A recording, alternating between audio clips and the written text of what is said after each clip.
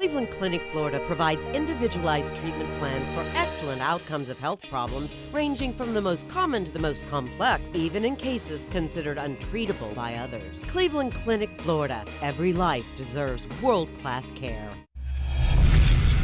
I'm appalled at what you said on that pod thing. It's disgusting. This is the After the Show podcast. It's where we get honest and real with yo ass. So sit back, relax, have a blast, because it's time for the After the Show podcast. Yeah, hello and welcome to the KVJ After the Show podcast. One day away from a 3-day weekend. Woo-hoo. That's real nice, like. Yeah, it is. Memorial Day. Yeah, that's going to be some good stuff. And tomorrow, we're kicking off summertime with our Free for All Friday. We're now on Fridays during the summer. We're just going to be playing a majority of just off-the-wall kind of crazy stuff. So it's going to be fun music that will get you in the mood for a summer weekend. And that's how we roll. Oh, here, kitty, kitty, here, kitty, kitty, kitty. Woo. Oh, kitty, kitty. That's right. He loves a song about a skank. I just love that song. Kitty, kitty. There was that time period back in the 90s where all that kind of rap was real popular. That booty shaking, just, you're right, kind of... Make you shake your skank The cookie. Miami bass era. It was as skanky, like, I love it. It's like, shake your ass and let's see you pop that thing. Yeah, totally. Yeah. It was a great time to be in South Florida that whole era, too, Big time. because you had that music was going on. You had a bunch of big artists that were happening. Miami Vice was cranking. The Miami Hurricanes and football were just dominating and winning 5 national championships. Cocaine was all over the place. I mean, who could want more? Cocaine didn't leave South Florida in the 90s either. I mean, it was going strong. Oh, yeah. Yeah. No, it started in the mid-'70s. And in fact, I found a podcast if you like true crime and you like stuff about South Florida. They only have 2 episodes out, but I've listened to the first one, and I just got started on the second one that just dropped this week. It's called Paradise Lost: Crime in Miami. And the first episode that I listened to is about the cocaine godmother, Griselda Blanco. And in the mid-'70s, she was funneling cocaine up through South Florida. She's the one that ordered the hit that went down at the mall in Kendall. Yeah. And it was broad daylight, and they were just spraying bullets all over the place. Damn. She started breaking rules within the fucked up rules of fucked up rules. Yeah, and our good friend Billy Corbin is on it. He's the one that did Cocaine Cowboys 1 and 2. Great documentaries that completely, if you live in South Florida, have an interest with it, you need to watch it because it really helps you understand how cocaine money has really shaped our skylines and our lifestyle here. Our show loves food, cocaine, murder. Yeah, they do. Yeah. And if you have all of those elements in your story, you got us. Yeah. You're right. Oh my gosh. It's fascinating. And the episode that I just started delving into, I haven't gotten too far yet, is based in Palm Beach. I don't know if anybody knows the story of Linda Cooney. And all I really got so far was she was a pretty girl from Wisconsin that had a point to move to South Florida and climb up the South Florida social scale and ladder. And she worked in a law office and would go out to all the big fancy Palm Beach parties that were going on, wound up marrying an affluent attorney. His last name was Cooney, from a good family here in South Florida. It falls apart. They get divorced. She's got 2 boys. She's holding it over her head. And then eventually she shoots and kills him right in front of their 2 kids. Damn, girl. Yeah. It got away from you. Yeah. So that's what that one's all about. So that's episode 2. So the murdering mommy, Linda Cooney, is the name of it. Do you know that story, Jay Bird? I don't, because it's not scary enough for me. Okay. I like more of the madman. Okay. Just starts to kill. Those are the ones that get me, because that can happen. To me, that what happened there is there's money involved. He's probably cheating on her. There's probably such bad stuff going on within their marriage, and she kills him. It's the guy that crawls through the window. That's the ones that scare the fuck out of me that I watch. The real story of this Cooney is twisted. Is it? I'm not going to ruin it for you, but it gets like crazier after the husband. Okay, yeah. I like I said, I just got maybe the first 5 minutes of this episode, so Damn. that's where I am. So I'm kind of looking forward because it happened, I think, in '92. So it was early '90s. This was all going on right before we got to town, Virginia. So it was a story that I kind of missed. It wasn't on my radar. I was a little young too. I mean, I'm just getting into high school at that point. It's not gonna be on my radar at all. Right. So something definitely to know about. I like that. So that was kind of a cool little concept. There's so many great salacious stories out of South Florida. There's a ton, and there's even more than there's so many unsolved murder cases and cold cases down here that never got any kind of media attention. Yeah. And there's a ton down here. Well, I contacted the guy that does the podcast, and I reached out to him because I had heard him. He's using Jose Lambier as a source for his second one, and we used to have Jose on the show all the time. He used to do all the gossip stuff down here. He's with the Inquirer for a long time, and the Palm Beach Post, and have been all over the place. I mean, Palm Beach County alone's got some stories, unsolved cases. Yeah, no doubt. They just, I mean, they if you grew up down here during the times, they stayed with you. I always bring up the Rachel Hurley case. It's one case I wish we could find out who killed that poor girl, and unfortunately her father passed away not knowing who did that. He was so we're talking a great family out there in Jupiter, and I would love answers for that family, for the community. If you were doing the best salacious stories of South Florida, what would be on your list? I mean, a lot of them are no-brainers. I think you'd have the Jeffrey Epstein. That is, worthy of a deep dive on that. And I know other people have already kind of done it, but if you had some new... Adam Walsh, another one you could do. William Kennedy Smith, that rape trial that happened in the 90s on Palm Beach. Yeah. Oh, yeah.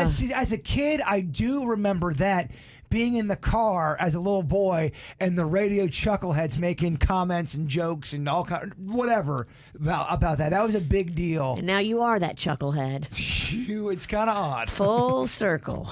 Mm-hmm. There's also Billy Corbin had done that other documentary not too long ago about those, the brothers that were running the speedboats. Oh, yeah. That's a fascinating one. That was really good. Out of Miami. Yeah. In fact, that was the one he'd referenced Vanilla Ice. We talked to Vanilla Ice about that one time where, he'd get on these boats one time and they'd be zipping along, and all of a sudden he'd get in the boat another time and he's like, this thing feels really heavy. Yeah. Wonder why it's so heavy.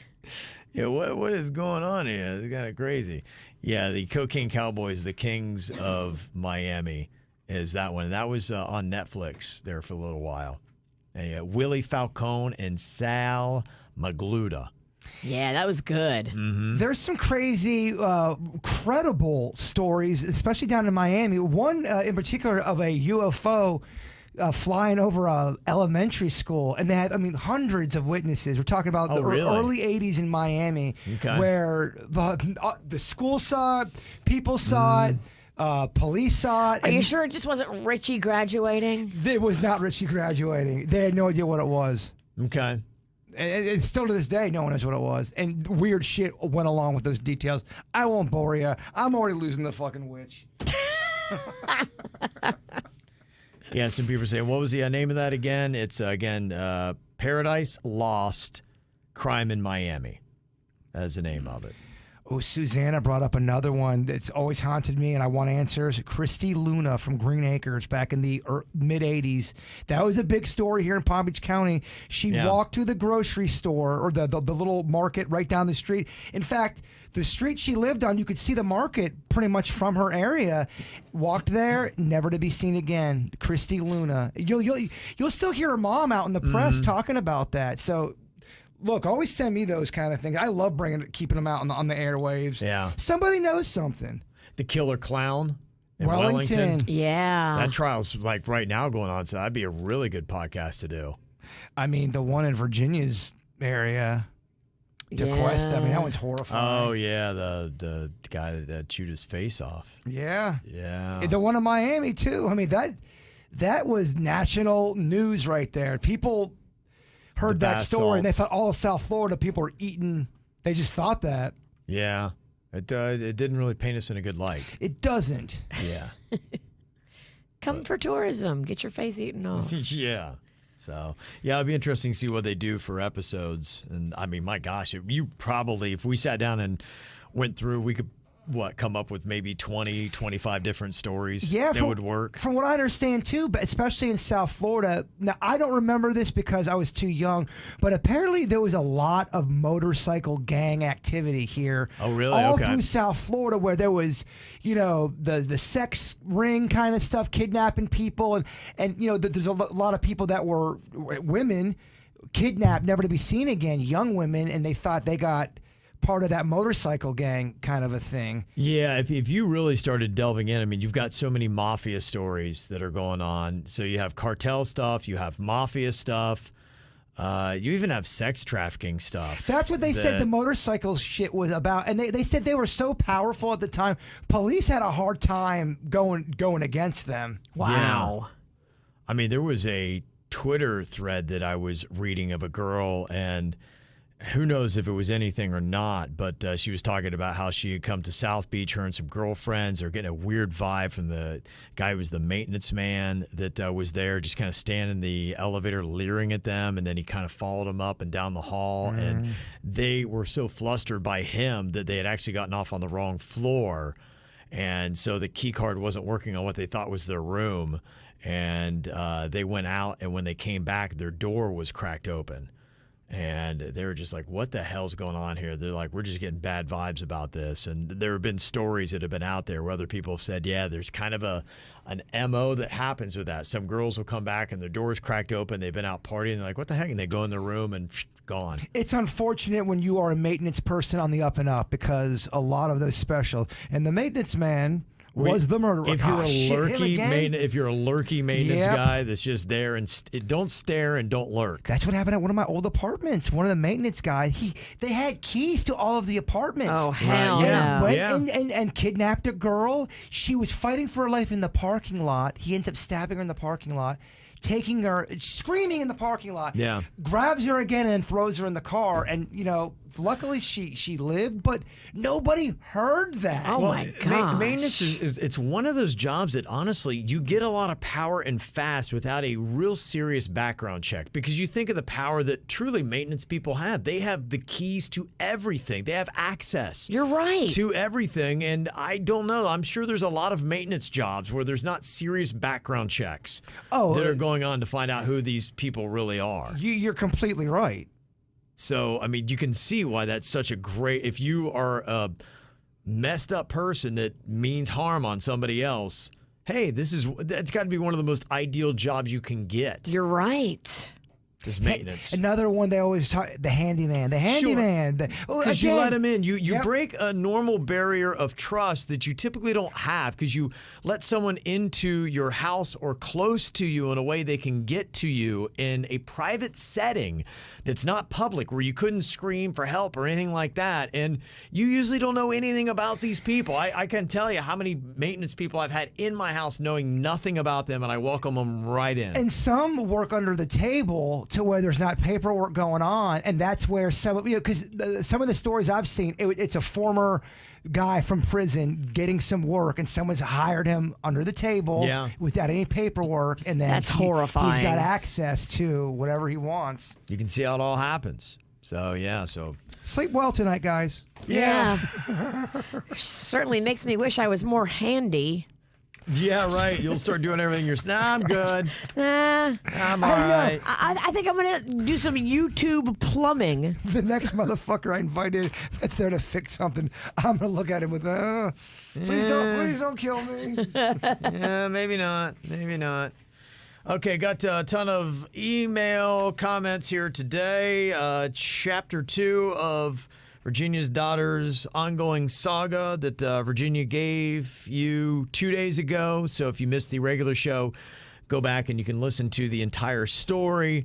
But it was your daughter Magnolia's reaction to what was the conclusion at the end of yesterday's show, was that the police needed to be contacted and a report needed to be filed. So today, if you go back and listen to that, you'll find out exactly where that was. And if you missed the entire story, Virginia's daughter Magnolia has an ex-boyfriend who has a new girlfriend and a sister who is back from college, and they were harassing Magnolia the other night in a Publix parking lot trying to instigate a fight with her. Virginia grabs her ball bat and winds up at the new girlfriend's parents' house and is kind of going back and forth with her drunk dad. Who was defending his daughters. And I guess they had already told him the story at their dinner they were having. But they told their dad that Magnolia was following them, which is the most asinine thing I could ever imagine. She's not a follower. She is the last person that would follow anybody. Well, Jules said, let me tell y'all something. I am originally from West Virginia, and if anyone did that to my kid, my shit-kicking boots would go on. And Jules is not lying, because I come from that part of it where I'm from in southeastern Ohio. It's my parents are from West Virginia. My grandparents were there, so I spent a lot of time in the state. And my cousin went to college there. And West Virginia is a shit-kicking state. And it's one of those states too where you can beat the hell out of somebody, and the cops just they don't mess with that stuff. They don't get involved. They'll be they just don't. No, they really don't. Because it's normal. No, they don't. They don't really break up fights. They don't do any of that stuff. If somebody wanted to, of all the fights that I saw, and violent, vicious fights in the town I grew up in, never saw the police ever. No police report. Nothing ever happened to that. I don't know if you just didn't tell, or if the police just are like, we're not gonna. You guys are fighting. Well, it sounds like in your town they got away with murder too. So yeah, none of these surprises. No, they did, and I had a fascinating conversation with a guy, and there's some really backwoods places in West Virginia. You get a little bit more backwoods even than where I was, and it was a guy that was the mayor and the sheriff, and he ran the local titty joint. And he was the mayor and the sheriff and the porn peddler. He was everything. He owned the town. He basically literally owns the town. And the guy that I was talking to, I remember as a softball dad, he had played in a band, and they were traveling around, and he was playing a lot of those kind of like little backwoods bars. And there was a guy there that owed him money. And he was there. He was kind of the house band, and he saw one time, and the guy that owned the bar, the sheriff and all that stuff, forgave a guy. And then the guy went out, and somebody that owed him money, he kicked their ass. And so he brought the guy back in. He's like, well, you remember how I forgave that debt that you had? You went and you shook somebody else down and beat their ass because they owed you money? He's like, yeah, well, I just had to have some money. Guy pulled out a gun, shot him in the fucking head, and they took his body and threw it in the creek, and it just went down the river. And that's all you ever heard of it. Because, what? Yeah, that was it. And it was justice. It was game over. Wow. And he's like, I just sat there. He's like, it was just another day in this little ass town. I always wonder too how many people that listen to the program that have witnessed a murder and they didn't kill, but they saw somebody kill somebody and they're keeping it quiet. At least 3 people. Well, there's the show Yellowstone that is on that I've been watching. It's modern day Montana going on right now, and there's a lot of stuff where people are getting killed, and you're like, come on. So it's set in modern times. It's not like an old western. No, it's not. It's modern time stuff, and people are dying. You're like, come on, like there's no way. No, legit. If you've ever grown up, and I don't know, because I haven't been in one of these areas since we're talking the 80s, early 90s. But yeah, there's a different kind of justice. Like the feds aren't going to come in, and law enforcement, it's all a bunch of good old boys that are all tied together, and they decide what to prosecute and what not. Especially in older days. I mean, when there was like I said, in the 80s, 90s stuff, not surprising. That kind of stuff happened. You had to know and be tight in within. It usually was a local sheriff, but yeah, people would die. Like I told you, I mean, my buddy that the old Conley boy, Don Conley, that kicked a man to death, and they wound up. He was vindicated. And they had ruled that the guy was kind of a squirrely dude and probably deserved a good ass beating, but Don, as always, took it too far and kicked him all the way to his death. You see anything, Scooter? And they were like going, they had a person on the stand like going, I think he fell down the steps. The steps were 2 steps. And they're like, yep, sounds good to me. All right. Case closed. not guilty. Not Bam. guilty. And you're like, and this was like in the 2000s. Yeah. Oh, I still think it goes on. Yeah. I just think it's harder than it was back in the 70s, 80s, 90s. But you're right. There's still parts of this country that it's pretty still rural, hidden away places where the locals still run that town. You go to Mexico and that's still a big thing. The cartels control towns, they control the justice and all that kind of stuff. But you might not believe it, but it does. It also happens here in America too.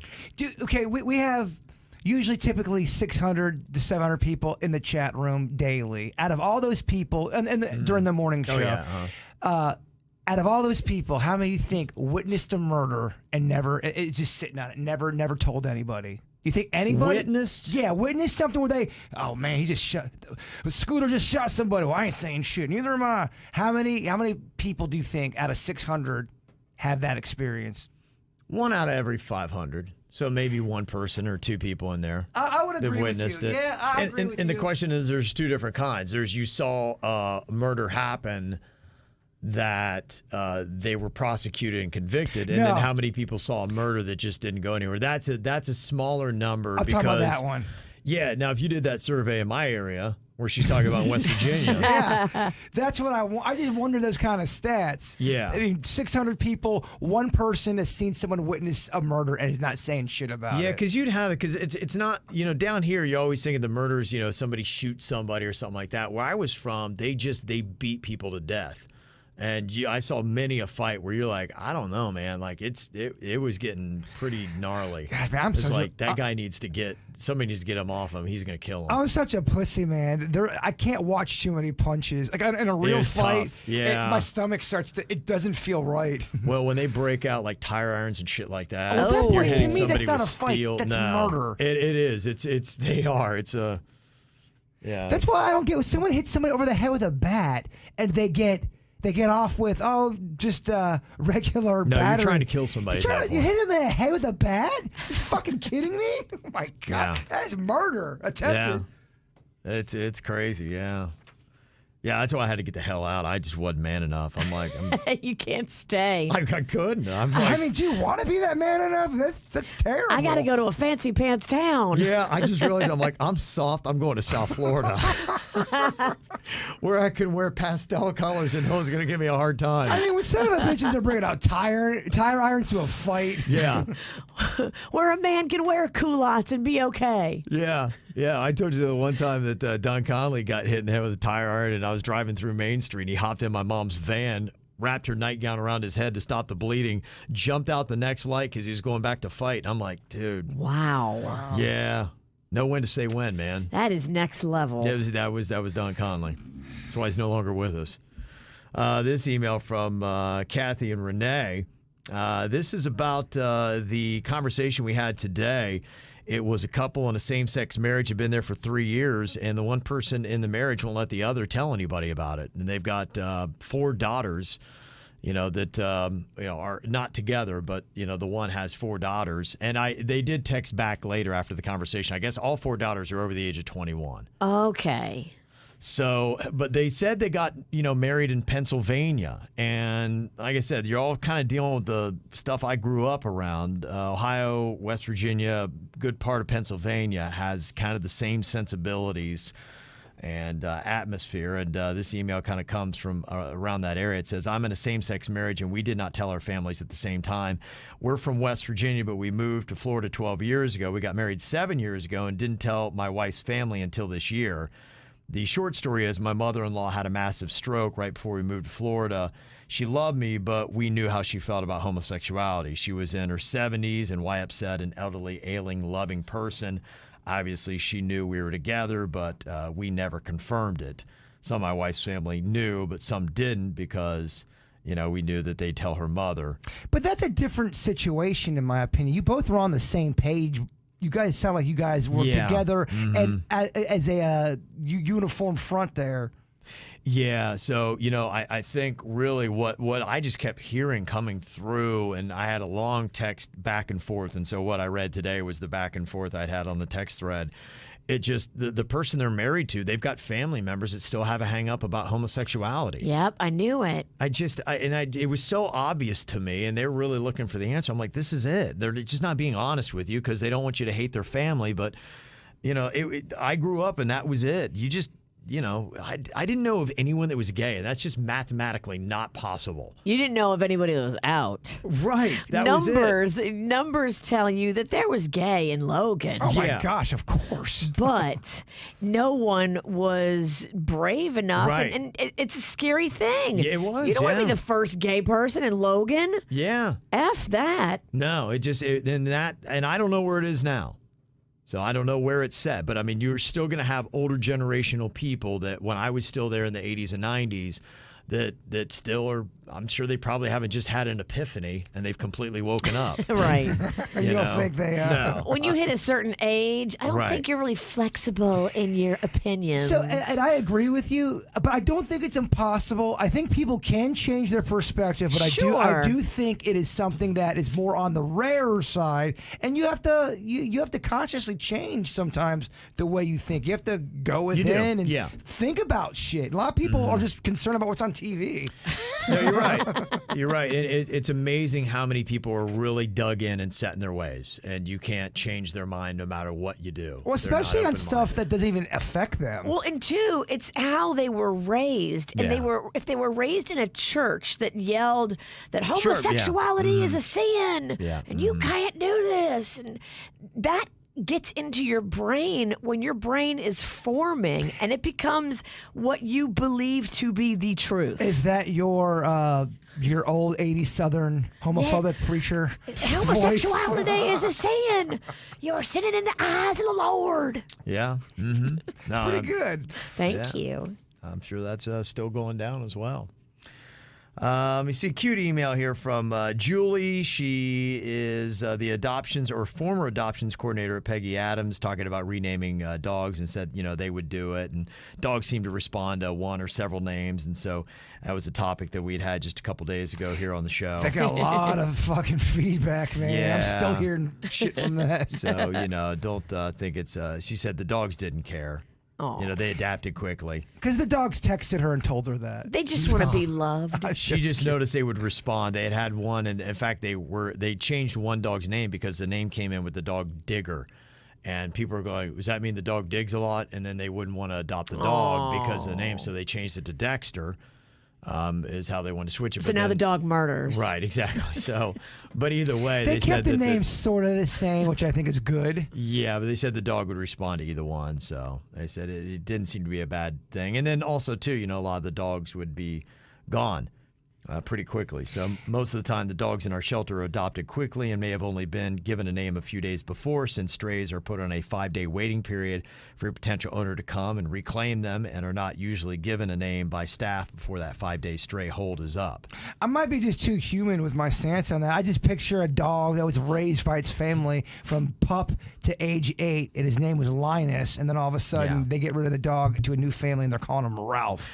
Well, and he's like, yeah, it depends. I mean, I told you the story of my own dog, and I forgot. Yeah, the dog, her owners, who couldn't have been good, because when they showed up in our front yard, the dog was cowering. They had called the dog Jack. That's what the dog was originally named. I thought about that story so much. The one you told about your dad. Yeah, that's a good story. He doesn't bow up often, but he bows up for a dog. And when he saw how our dog that we had for about 7 months was reacting, and we'd renamed it Scruffy, he told him, he's like, I did everything by the books, and he's like, you're going to need to get the police here. He said, because I'm not giving you this dog. Scruffy's not going over Yeah. my dead body. Yeah, Well- they cussed him out, and then they got in their shitty ass car and drove away. Just like Pete's Dragon. Fuck them. Yeah. Well, I'm excited. Sunday, go with Denny's and Jen. To Yeah, see, they're getting a dog, and I'm going there for support. That's what You're getting a Julie dog. said. Yeah. I'm not getting a dog. Julie said, I hope Jaber can find the perfect dog to love on again, maybe this weekend. Can you please not get a dog right before we go out of town next weekend, and then you can't go because you got to take care of your dog? She's a lot of fun, this one. Yeah, huh? You got to clear it with her first. Yeah, no, it's a fucking hoot. Can you get a dog on June 4th, 5th? One of those days. Can you do me a favor and not tell me how to live my life and shut the fuck up? She also told a story. She said, I met the Juicy Daddy and Chewy at Peggy Adams while they were there waiting to be seen at the clinic for shots. Yeah, my dad. Your dad couldn't have been nicer. I was so starstruck. Did you get his number? It is 624 cock. No, I'm just kidding. Oh my gosh. If his number was cock, that'd be so I awesome. hope my dad's not listening. I wish our dads would do a dating game. My dad's hitched up. He's got a lover. I don't like it. I want them all to be single and ready to mingle in Florida. She wants my dad out there single, 69 and left and right, I guess. Oh, let the man have love. You know what I mean? Yeah. I think maybe, honestly, I think for a lot of these dudes, like my dad, he's good. I know a lot of dudes are like, Yeah, he's like, fine. yeah, I did the marriage thing. Yeah, my dad, he's not gonna. I know. He's done. I know a lot of guys who are married to a bowl of ice cream and Yeah, he's enjoying the couch. freedom. Yeah. Will your dad even date Kevin? No, No. I'd be stunned. Would that weird you out? No, I want him to be happy. Whatever makes him happy, I don't care. That was the same way with my father after my mom passed away. I did not have a problem with it. No. I want my dad to be happy. No, he can go on a date this weekend. I don't care. I'm happy for him. That's what he thinks that he needs in his life. I just don't think that that's what he wants in his life, from what he's even said. What would you do if you found out your dad was dating a smoke show? She was 35 years old, looked like a model. Yeah. Would you be just, Dad, holy shit? Well, there goes the inheritance.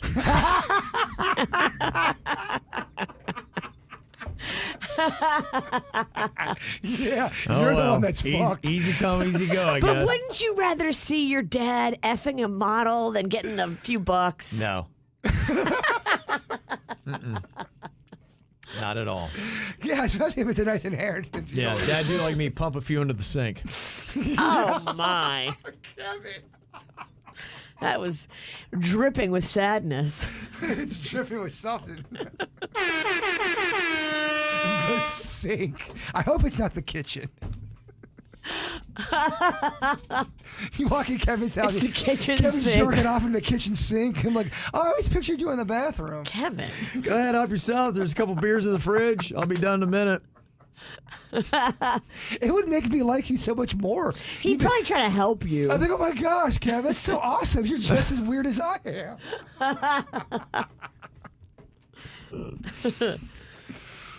We are getting a Raising Cane's invasion. I know a lot of people might be excited about that. It's a franchise that started in Baton Rouge, Louisiana, and I've seen it all the way in Ohio, and now it's coming to South Florida. We had heard about locations opening.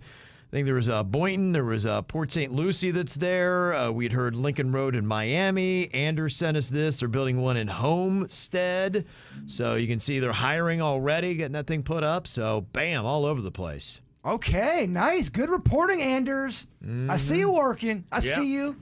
So here you go. Apparently they're going to be all over the place here in the next year. I'm doing one of the chicken taste tests over the weekend. Oh, good. We're doing Chick-fil-A, and we said Popeyes. Popeyes. All right, I'm excited.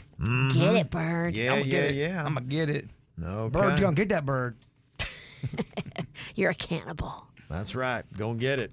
All right. Well, tomorrow we got the Free for All Friday that is going to be kicking off. It's going to be a lot of just fun party stuff. We're gonna have a little bit of balance in there. That's the one thing. So we're not gonna just go like all '90s hip hop. So, But we're gonna throw in a little me so horny, so horny. I'm just trying to scare Randy. oh, okay. I'm scaring our boss, Randy. That'd be a fun one. They do have a radio edit on that. They do. Two Life. I mean, come on, right? Like a dog in heat. They have the man, radio Uncle edited. Luke. We're not going to play it.